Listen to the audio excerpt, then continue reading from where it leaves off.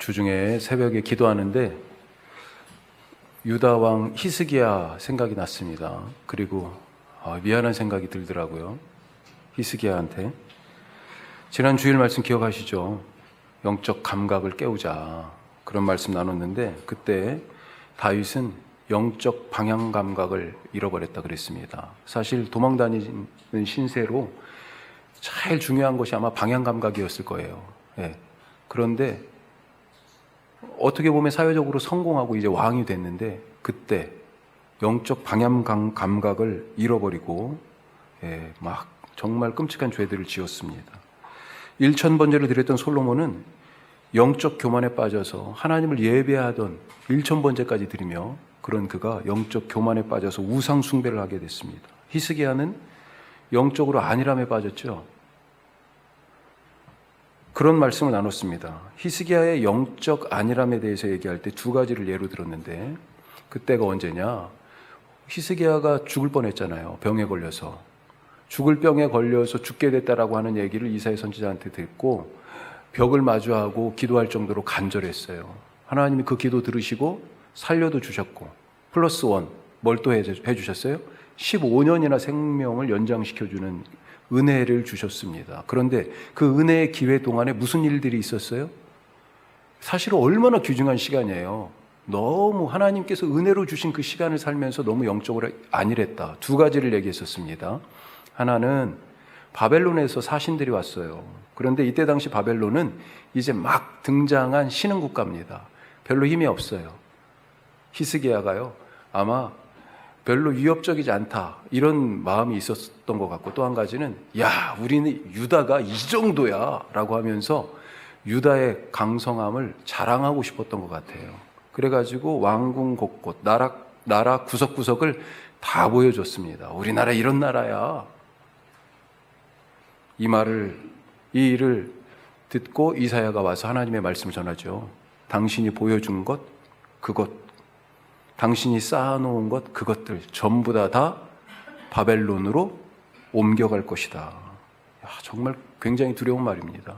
그런데 그 말을 듣고도요, 히스기야가 내 때는 아니고, 그런 얘기가 단서가 붙었어요. 너 때는 아니지만 결국 다 옮겨갈 거야. 내 때가 아니니까 됐다. 이런 태도를 보입니다. 영적으로 안일한 거죠. 또 한 가지 영적 안일함에 대해 얘기하면서 히스기야의 아들 므낫세를 예로 들었습니다. 이 므낫세가 즉위한 나이가 12살이에요. 그러니까 15년 새로 얻은 은혜의 기회 동안에 이 므낫세를 낳은 거예요. 연장된 생명의 그 기간 동안에. 그런데 이 므낫세가 어떤 사람입니까? 유다 왕 중에 제일 악한 왕이에요. 히스기야가 다 철폐했던 우상 숭배와 산당 제사를 다 부활시켰어요. 옛날보다 더 흥왕하게 했습니다. 그렇게 악한 왕이 없어요.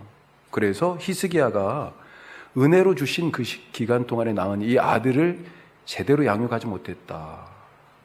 영적으로 안일했다. 그런 말씀 나눴습니다. 새벽에 자꾸 그 말씀이 떠오르는 거예요. 과연 히스기야가 소홀했을까? 므낫세가 악행을 행한 것을 히스기야 탓으로 돌릴 수 있을까? 히스기야가 얼마나 애썼을까 사실은. 자기의 뜻과 기도대로 안 되는 이 므낫세 보면서 저놈이 저렇게 왕이 되면 안 되는데 혹시 이런 생각하진 않았을까? 이런 생각이 자꾸 들면서, 사실 부모 마음대로 안 되는 게 자식이잖아요. 그래서 저도 가끔 생각하는데 무자식이 상팔자다. 이런 옛말이 그래 할 때가 있어요. 다윗도 자식들끼리 죽이고, 심지어는 자식이 아버지 왕위를 노리고 반란을 일으켜가지고, 압살롬이 그랬잖아요. 아마 가만히 있었으면 이 압살롬이 솔로몬 대신에 왕위를 이어받았을지도 모르겠어요.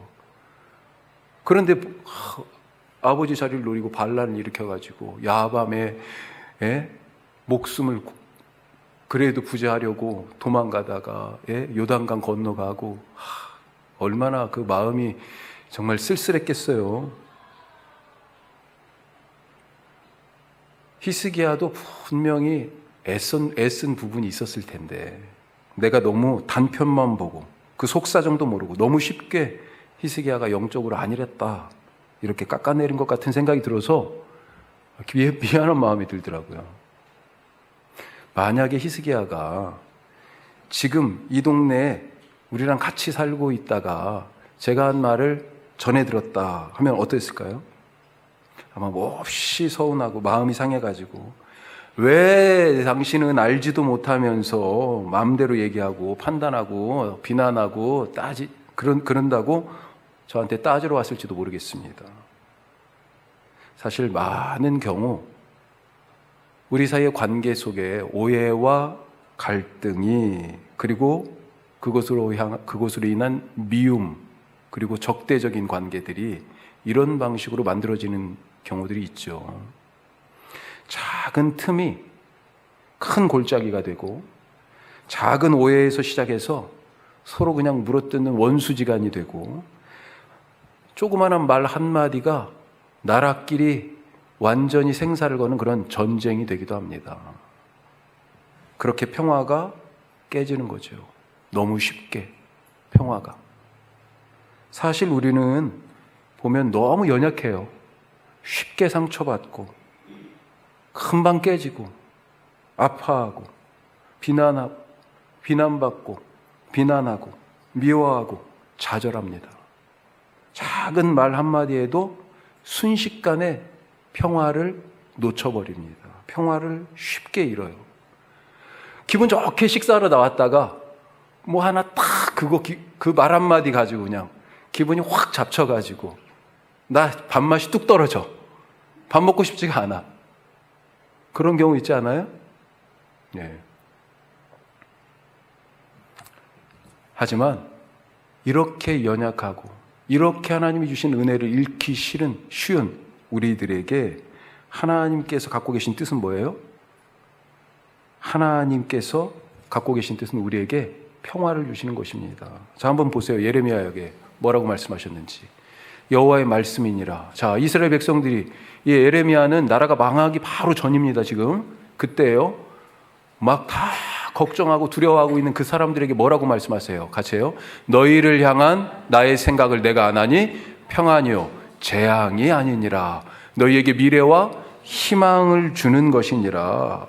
너무너무 하나님은 우리에게요 평화를 주고 싶어 하세요. 우리가 편하게 그렇게 살기를 원하십니다. 그래서 이사야가 우리가 앞으로 누릴 이 하나님의 평화의 나라를 뭐라고 표현했어요? 비유적으로 늑대가 어린 양과 함께, 표범이 어린 염소와 함께 그렇게 눕고, 송아지와 사자가 같이 먹고, 그 사이에 누가 있어요? 어린 아이가 그 사이에 있어요. 이런 나라를, 이런 평화를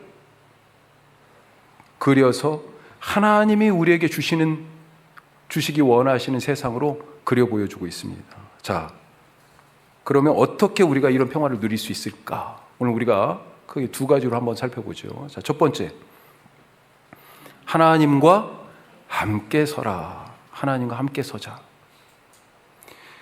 자, 평화를 얘기할 때 평화는 아무 일도 일어나지 않은 그런 상태가 아니죠. 꼭 기억하셔야 됩니다. 우리가 예수님께서 화평케 하는 자는 복이 있나니 저가 뭐라고요? 하나님의 아들, 하나님의 자녀로 불려질 것이다 그랬습니다. 화평케 하는 자, 평화를 만드는 자예요. 피스메이커예요. 평화를 만든다라고 하는 것이니까 지금 뭐예요? 평화가 없어요. 사실은. 평화롭지 않은 데서 평화를 만들어가는 사람이 바로 하나님의 딸, 하나님의 아들이라고 불려진다는 것입니다. 평화는 아무 일도 일어나지 않는 마치 무중력과 같은 진공과 같은 그런 상태를 얘기하는 게 아닙니다. 자, 우리가 평화로운 그런 모습을 생각하면 말씀 중에 시편 23편이 딱 떠올라요. 처음 시작할 때 어떻게 돼 있어요? 여호와는 나의 목자시니 내게 부족함이, 이거 아니에요, 잠깐만. 여호와는 나의 목자시니 내게 부족함이 없으리로다. 그가 나를 푸른 풀밭에, 옛날 번역은 푸른 초장이었는데 요즘은 푸른 풀밭으로 되어 있습니다. 푸른 풀밭에 누이시고 쉴만한 물가로 인도하시는도다. 너무 평화롭지 않습니까? 목자의 인도함을 받아가지고 푸른 풀밭에 뒹굴뒹굴하면서 마음껏 먹고 놀고 쉴 만한 물가, 그 그늘 아래에서 너무 여유롭잖아요. 우리도 가끔 그런 거 꿈꾸지 않습니다. 캠핑 체어 같은 거 하나 딱 가져가가지고, 저도 차에는 실어놨어. 강릉 앞바다에 거기 가가지고 책을 읽으리라. 그런 생각들 다 한번 하고 계시잖아요. 그 시원한 그늘 아래에서 시냇물 가에서. 그런데 이 평화를 지금 사실 어디서 누리는 거예요? 푸른 풀밭, 쉴만한 물가라고 얘기하고 있지만 바로 거기에서 누리는 평화를 얘기하는 것입니까? 잘 보세요. 푸른 풀밭, 쉴만한 물가라고 지금 고백하는 그곳이 실제는 어디냐? 시편 23편이 6절로 되어 있는데 앞에 3절은 그런 평화를 얘기하는 것 같아요. 그런데 나머지 뒷부분, 특히 4절, 5절을 보면요, 정반대의 모습이 나와요. 한번 보세요. 자, 23절 4절에, 23편 4절에 뭐라고 되어 있어요? 앞에 내가 사망의 음침한 골짜기로 다닐지라도, 그 다음 절에는 주께서 내 원수의 목전에서. 지금 다윗이 이 노래를 어디서 부르냐면 사망의 음침한 골짜기를 가면서 뭐라고 그래요? 푸른 풀밭에 하나님이 나를 인도하신다, 이렇게 지금 얘기하고 있는 거예요. 원수의 목전에 서가지고 지금 뭘 얘기해요? 쉴만한 물가로 나를 데리고 가신다, 그렇게 사실은 고백하는 거라고요. 현실은 뭐예요? 사망의 음침한 골짜기고 현실은 원수 앞입니다. 그런데 신앙의 고백은 뭐예요? 이 자리가 푸른 풀밭이고 쉴만한 물가다, 지금 이렇게 말하고 있는 거예요. 대단하지 않습니까? 생각해 보십시오. 다윗이 사울 왕을 피해서 도망다니다가 너무 지금 배가 고파가지고 등가죽이 배가죽에 딱 달라붙었잖아요. 눈이 쑥 들어갔습니다. 그래가지고 찾아간 곳이 어디였어요? 원래 그것 때문에 찾아간 건 아니었지만 노비라는 곳에 그때 성소가 거기 있었어요. 예. 그래가지고 제사장들한테, 노베에 있는 제사장들에게 거기 갔을 때 너무 배가 고파가지고 먹을 거 혹시 좀 없습니까? 그래가지고 뭘 얻어먹었어요? 제사장들만 먹는 진설병 얻어먹었잖아요. 이게 무슨 푸른 초장의 평화예요? 마음대로 풀 뜯어먹는, 먹을 거 걱정 없는 그런 겁니까? 바울의 삶이? 아니, 다윗의 삶이? 아니잖아요. 그런데도 푸른 초장으로 나를 인도하신다고 지금 얘기하고 있는 거예요. 한 번은 다윗이 블레셋과 전쟁 중이었습니다. 그동안 싸우던 적들 중에 제일 많이 블레셋과 싸웠었죠. 블레셋이 베들레헴을 차지하고 있었어요. 자, 블레셋은 원래 지중해 근처에 평야지대에서 주로 자기들의 근거지를 삼고 거기에 진치고 살고 있었어요. 그런데 지금 어디까지 진출했냐면 유대 산지, 여기는 이제 이 이스라엘 사람들이 주로 살던 곳인데 거기에 예루살렘 가까운 베들레헴, 거기까지 지금 들어와가지고 점령하고 있는 거예요. 그런데 베들레헴 원래 누구 고향입니까? 다윗이 자기 고향이잖아요. 블레셋한테 빼앗겨 있습니다. 그 블레셋과 지금 베들레헴을 차지하고 있는 블레셋과 지금 대치하고 있는 중이에요. 그때 너무 목이 탄 거예요. 목이 타. 너무 목이 마릅니다. 무슨 생각이 났어요? 시원한 물 한 바가지. 어디에 있는 물? 어렸을 때 마셨던 베들레헴 성문 곁에 있는 그 우물물 맛이 생각나는 거예요. 그거 한 모금만 마셨으면 좋겠다. 이게 쉴만한 물가의 평화예요? 지금 목이 바짝바짝 타는데, 원수의 눈앞에 지금 서 있는데, 내 거 다 빼앗겨 있는데, 다윗이 지금 노래하는 평화가 어떤 것입니까? 물이 없는데도 누리는 평화예요. 먹을 것이 없는 중에도 하나님이 주시는 그 평화. 문제가 큰 산처럼 앞에 딱 버티고 있는 중에도 누리는 평화. 원수들이 늑대같이 우글거리는 사망의 음침한 골짜기를 지나면서 겪게 되는 평화. 그 평화를 지금 말하고 있습니다. 문제가 없어서 평화가 아니라 문제가 있어도 평화인 거예요. 왜 그렇습니까? 자, 골리앗 앞에 서 있는 소년 다윗 한번 생각해 보세요. 어떤 마음이었을까요? 엘라 골짜기에 지금 쪼롱쪼롱 막 울려 퍼지는 소리가 누구 소리예요? 골리앗 목소리입니다. 이스라엘 군대들은요, 바위 뒤에 다 숨어 있어요. 굴 속에 지금 이만큼 눈만 내놓고 있어요. 오금이 저리고 그냥 다리가 부들부들 떨립니다. 나갈 수가 없어요. 그런데요, 아무런 겁도 없이 하루 강아지 범무서운 줄 모른다는 듯이 지금 소년 다윗이 아무것도 없이 돌멩이 5개 들고 터벅터벅 가고 있어요. 왜 그렇게 두려움이 없이 조금도 주눅들지 않고 이 소년이 당당했을까? 확신하건대 다윗에게는요, 평화가 넘쳤어요. 왜? 이 평화가 그 다윗을 지배하고 있는, 골리앗 앞에 서 있는데도 두려워하지 않고 평화로운, 그래서 당당하고 그래서 주눅들지 않는 이 다윗의 모습은 어디에서 왔어요? 여호와 하나님이 그와 함께 서 계셨기 때문이라 하는 것입니다. 그래서 뭐라고 하면서 나갑니까? 나는 네가 모욕하는 만군의 여호와 하나님의 이름으로 내게 간다. 그분이 지금 나와 함께 서 있다. 바로 그거 아니겠어요? 그래서 평화로운 거예요. 그 골짜기 앞에서 모두가 두려워하는데 자기 곁에 하나님이 서 계신 줄 알았습니다. 어떻게 보면 우리 인생에, 우리 눈으로 볼 때 저게 푸른 풀밭이요? 저게 쉴 만한 물가요? 그렇게 안 보여요. 실제 현실은 뭐예요? 사망의 음침한 골짜기고 원수의 목전일 때가 훨씬 더 많지 않아요? 그런데도 거기에서 하나님이 주시는 게 있어요. 다윗이 고백한 그 평화. 바울과 실라도 한 번 더 생각해 보죠. 바울이 2차 전도 여행 중이었습니다. 1차, 2차, 3차 전도 여행을 해요.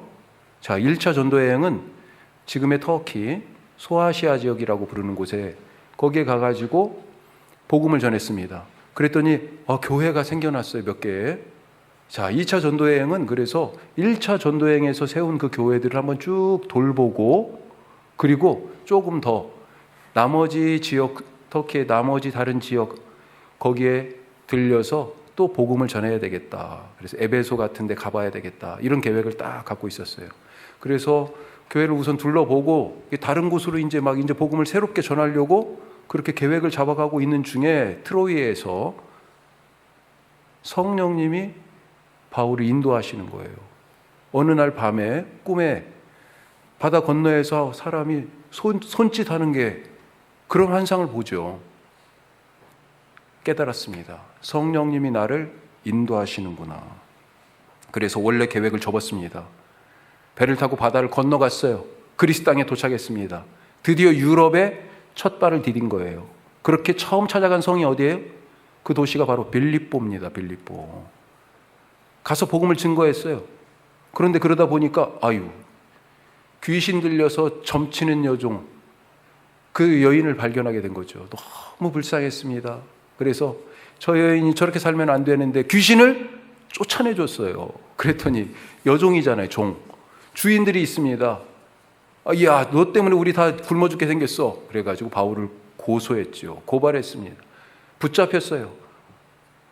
고문당하고 맞았습니다. 깊은 감옥에 던져졌어요. 야, 그 밤에 어떤 생각이 들었을까요? 바울과 실라가. 그 절망적인 밤에, 그렇게 흠씬 두들겨 맞고 지금 갇혀있는 그 밤에 왜 여기 와서 우리가 이런, 소위 말해서 개고생을 하냐.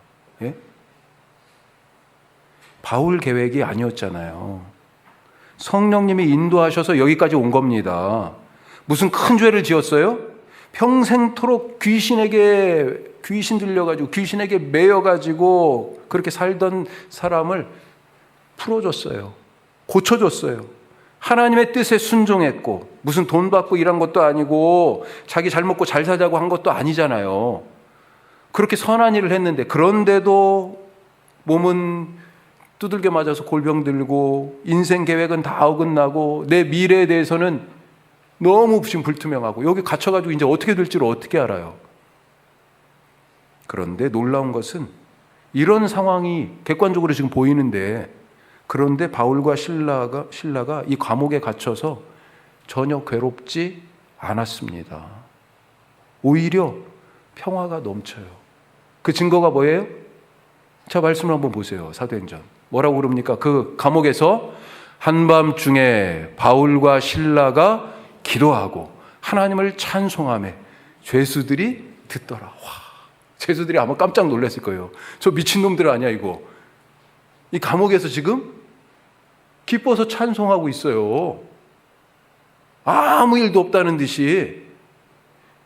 감옥에 갇혔냐 안 갇혔냐가 지금 중요한 게 아니에요. 감옥에 안 갇혔는데도 기도도 못하고 찬송도 못하는 사람이 없어요. 평화가 없어요. 그런데 바울과 실라는 감옥에 갇혔는데도, 몸은 두들겨 맞아가지고 지금 막 삭신 쑤시는데도, 그런데도요 평화를 누리고 있어요. 평화는 늘 내 곁에 계신 목자 되신 하나님이 계시다는 것을 알고 그분 곁에 서 있을 때 이 평화를 누릴 수 있습니다. 우리 인생에 골리앗 같은 문제가 있습니다. 어떤 때는 사망의 음침한 골짜기를 지나고 또 피할 수 없는 그런 원수를 외나무 다리에서 딱 만난 것 같은 그런 때가 있을 때가 있어요. 주님 뜻대로 살았지만 바울처럼 더 어려운 상황에 내몰릴 때도 있습니다. 하지만 잊지 마시기 바랍니다. 어디든지 그 어떤 상황이든지 우리를 향하신 하나님의 뜻은 뭐라고요? 재앙이 아니라 평안이다. 평화예요, 평화. 그 하나님이 우리 곁에 계십니다. 하나님과 함께 서서 그 천국의 평화를 누리시는 성령 충만한 분들 되시기를 바라고 축복합니다. 성령님의 열매가 어떻게 되어 있어요? 사랑과 희락과 화평과 평화가 성령의 열매예요. 오늘 두 번째 말씀 같이 합시다. 하나님의 손에서 하나가 된다. 자, 오늘 에스겔 말씀을 읽었는데 이 에스겔 말씀은 나라가 망하고 포로로 끌려간 그 포로로 잡혀간 바벨론의 어느 강가에서 하나님이 에스겔에게 보여주신 환상과 말씀들입니다. 지금 떠나온 고향, 이 유다 땅은 어때요? 나라가 온통 쑥대밭이 됐잖아요. 성벽은 무너졌고 성전은 정말로 처참하게 짓밟히고 불에 타버렸습니다.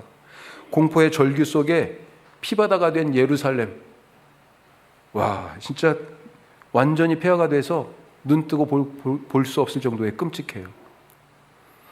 조금이라도 이 바벨론 사람들이 눈에 보기에 저놈 쓸만해 라고 생각되는 사람들은 다 붙잡아가지고 굴비 엮듯이 줄로 다 엮어가지고 수백 킬로, 최소 수백 킬로, 1,000킬로를 그렇게 엮어가지고 몇 달을 끌고 포로로 끌고 갔어요. 좀 쓸만하다 생각하는 사람들은. 예루살렘, 유다, 그 땅이 이렇게 됐습니다. 예루살렘이라는 원래 뜻이, 자, 살렘 이렇게 되어 있잖아요. 이게 뭐하고 좀 비슷해요? 샬롬하고 좀 비슷하죠. 히브리어는 원래 자음만 쓰여 있어요. 모음이 없어요. 그러니까 모음이 똑같아요. 같은 어근, 같은 뜻을, 뿌리를 갖고 있다는 겁니다. 그래서 예루살렘의 마을 이름이 뜻이 평화의 마을, 이렇게 생각하시면 되겠어요. 평화의 마을. 그런데 이 평화의 마을에 평화가 깨졌습니다. 왜요? 오늘 말씀 23절에 보면 뭐라고 돼 있어요? 자, 같이 해요. 그들이 그 우상들과 가증한 물건과 그 모든 죄악으로 더 이상 자신을 더럽히지 아니하리라. 이걸 뒤집어서 지금 보면 되잖아요. 그 예루살렘 거리에 심지어 성전까지도 우상들이 세워졌어요. 하나님이 아니고 우상에게 예배했어요. 그 가증한 물건들로 도시가 차고 넘치고 죄악으로 가진 자들이 힘없는 자들, 약한 자들을 빼앗고 착취하고 그런 일들로, 심지어는 제사장들이 그런 일들을 했어요. 그렇게 자기들을 더럽혔습니다. 한마디로 뭐예요? 하나님을 버렸기 때문에, 하나님으로부터 멀어졌기 때문에 먼저 이들이 하나님을 버렸어요. 하나님도 이들을 버리셨어요. 더군다나 이들은 하나님만 버린 게 아니라 서로를 버렸습니다. 서로를. 그래서 나라가 두 쪽 났잖아요. 남북으로 갈라져 있으니까 외적에게 그냥 쉽게 무너져 버렸습니다. 먼저 북쪽 나라가 먼저 무너졌지요. 그리고 나서 140년 후에 남쪽도 무너져 버렸습니다. 힘 한번 제대로 못 쓰고 그냥 끝장나버렸어요. 서로 네 탓이다 손가락질합니다. 무슨 소용이 있어요? 다 끝장났는데. 지금 이렇게 처참하게 남의 나라 그 강가에 와가지고 종살이 하면서 지금 슬퍼하면서 울고 있어요. 지난주 갑작스런 대선을 치렀습니다. 선거관리위원회가 당선 발표를 아침 일찍 했죠. 그 다음날. 그러면서 아무런 준비도 없이 새 정부가 들어서게 됐어요. 이번 선거를 보면서 어떤 마음이 드셨습니까? 그렇지 않아도 남북으로 분단된 나라인데 우리가 뭐 알고는 있지만 아니 사실 다 생각이 다르죠. 다 같으면 또 이상해요. 사실은 차이가 있어요. 그런데 그 알고 있는 차이보다 훨씬 더 많은 것들이 다른 때보다 이번 선거에서 나타나지 않았습니까? 동서로, 진영으로, 남녀로, 계층으로, 나이로. 이 선거를 통해 가지고 더 깊게 그냥 이게 파진 것 같아요. 골이. 이 골짜기가 얼마나 깊은지 끝이 안 보일 정도입니다. 그렇게 느껴져요. 이러다 망합니다. 그런데 그 사이에 서로 사이에 그 골짜기를 파고 마음을 후벼 파고 하는 그 혐오와 차별과 가짜뉴스로 세뇌하는 그런 일들이 어디에서 일어나요? 광장에 기독교에서 일어나고 있는 것 아니에요? 정치 집회를 가장한 그 집회 속에서 막 얘기를 하면 앉아있는 사람들이 이게 정치 집회인데 아멘을 내요. 아멘을. 대부분이 누구라는 거예요? 예수 믿는 사람들이라는 거 아닙니까? 혐오와 차별의 말을 막 쏟아내는데 아멘을 하고 있어. 예? 이러다 망한다.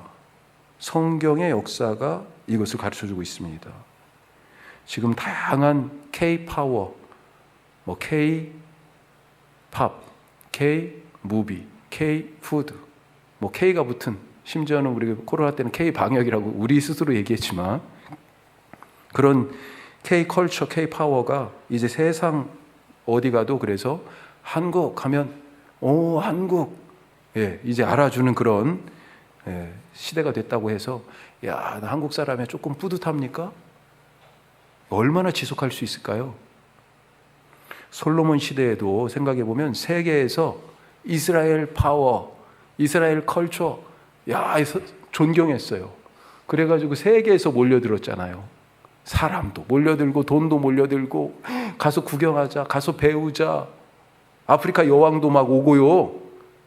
곳곳에서 와가지고 야, 저거 좀 봐. 그런데요, 솔로몬이 죽자마자 이 나라 두 쪽 나버렸습니다. 그리고 얼마 못 가서 200년 두 쪽 난 다음에 한 200년 정도를 서로 그냥 남북이 막 서로 예, 죽기 살기로 싸우고 물어뜯고 그러다가 둘 다 망했어요. 하나님은 오늘 포로된 땅에서 에스겔에게 상징적인 어떤 행동을 하라고 지금 명령하십니다. 막대기 2개를 가져다가 하나는 유다와 그와 연합한 이스라엘 이렇게 쓰고 또 하나는 에브라임 혹은 요셉과 그와 연합한 이스라엘 이렇게 쓰라고 그럽니다. 그리고 뭐라고 그래요? 16절 말씀 보죠. 자, 16절 17절이에요. 예. 그 막대기들을 서로 합하여 하나가 되게 하라. 내 손에서 둘이 아니라 하나가 되리라. 내 손에서 둘이 아니라 하나. 누구 손입니까? 에스겔. 바로 네 손에서 둘이 아니라 하나가 되리라. 이 손에 바로 공동체의 운명이 달려있다 하는 것입니다. 누구 손이에요? 이 시대의 에스겔, 바로 우리 손 아니에요? 야, 이제 새 정부 들어서고 새 대통령 뽑았으니까 새 대통령이나 정부가 책임이 있지? 아니에요. 그보다 더 큰 책임이 누구에게 있습니까? 우리에게 있어요. 우리에게. 어떻게 우리가 그 책임을 감당할 수 있겠습니까? 어떻게 에스겔이 네 손에 갖고 있는 이 두 막대기로 하나가 되게 하리라, 어떻게 그걸 하나가 되게 할 수 있어요? 성령이 에스겔에게 부어졌기 때문이에요. 오늘 말씀에 앞서서 사실은 지금 37장 뒷부분 말씀을 읽었는데 36장 그리고 37장에는 뭘 얘기하고 있냐? 성령이 부어지는 사건들에 대해서 말씀하고 있습니다. 36장에 보면 하나님이 새 영을 부어주셔서 너희의 굳은 마음을 제거하고 너희 마음을 부드럽게 할 것이며, 딱딱하고 굳은 마음 어떤 거예요? 말씀의 씨앗이 뿌려져도 전혀 뿌리를 못 내리고 싹도 틔울 수 없고 열매를 거둘 수 없는 죽은 마음인 거예요. 반응하지 않는 마음이에요. 딱딱하게 굳은 마음이. 그 굳은 마음을 제거하고 부드러운 마음을 줄 것이며, 어떻게 부드러워져요? 어떻게 마음을 품고 다른 사람을 품을 수 있는 그런 마음이 됩니까? 새 영을 주어. 그렇게 되어 있습니다. 그렇게 해서 너희는 내 백성이 되고 나는 너희 하나님이 되리라. 그런 약속을 하세요. 또 37장에서 우리가 읽은 오늘 말씀 바로 앞에는 무슨 일이 있어요? 그 유명한 마른 뼈들이 하나님의 군대로 살아나는 사건. 어떻게? 그 골짜기 전체가 지금 완전히 그냥 큰 무덤이에요. 언제 죽었는지도 모르는 소망이 없는 마른 뼈들이 가득한 골짜기입니다. 그런데 어떻게 이 마른 뼈들이 하나님의 군대가 됩니까? 사방에서 불어오는 생기, 바로 그 성령의 바람 때문에 이것들이 살아나고 하나님의 군대가 돼요. 그 하나님의 영이 이 마른 뼈를 살려 하나님의 군대가 되게 하는 이 하나님의 영이 우리의 손을 꼭 붙잡고, 그 부러진 두 막대기를 들고 있는 우리의 손을 꼭 붙잡고 하나가 되게 하신다라고 하는 것입니다. 그래서 에스겔의 손에서 네 손에서 하나가 되리라 했던 그 말씀이 어떻게 바뀌어요? 자, 19절 말씀 보세요. 19절 끝에 같이 합시다. 내 손에서 하나가 되리라. 네 손이 아니고 이제 실제는 뭐예요? 우리의 손을 붙들고 있는 바로 성령 하나님, 그분의 손에서 이 부러진 두 막대기가 하나가 되리라. 오늘 성령 강림 주일입니다. 약속대로 제자들에게 성령이 부어진 것처럼 오늘 우리에게도 성령이 부어졌음을 믿으시기 바랍니다. 그 성령님이 누구세요? 어떤 상황에서도 하나님의 평화를 누리게 하시는 성령이에요. 사망의 음침한 골짜기에 있습니까 지금? 원수의 눈앞에 있어요? 거기서도 주님, 내 육신의 눈으로 볼 때는 지금 여기가 그렇지만 영의 눈으로 보니 여기가 푸른 풀밭이군요. 쉴 만한 물가군요. 하나님이 내게 평화 주시는군요. 이렇게 고백하실 수 있기를 바랍니다. 부러진 두 막대기를 하나가 되게 하시는 평화의 하나님, 그분이 바로 성령님이세요. 이 성령님이 우리에게 부어졌습니다. 우리 손에 지금 뭘 들고 있어요? 부러진 두 막대기를 들고 있어요. 그런데 이 손이 누구 손이에요? 하나가 되게 하시는 평화의 성령님이 붙잡고 계신 손이에요. 우리가 이번 주에 가서 탁 얘기하세요. 다투고 있으면 거기다 손을 탁 댄다 생각하세요. 예? 아파하는 사람이 있으면 아픈데 무슨 평화가 있어요? 예? 아무것도 안 보이지. 거기에 손을 탁 대신다 생각하세요. 내 손을 누가 붙잡고 있어요? 성령님이. 예. 평화를 만들어가고 평화를 선포하고 평화를 누리는 성령 충만하여 화평의 열매로 맛보며 살아가신 우리 모두 되시기를 축복합니다. 기도하겠습니다.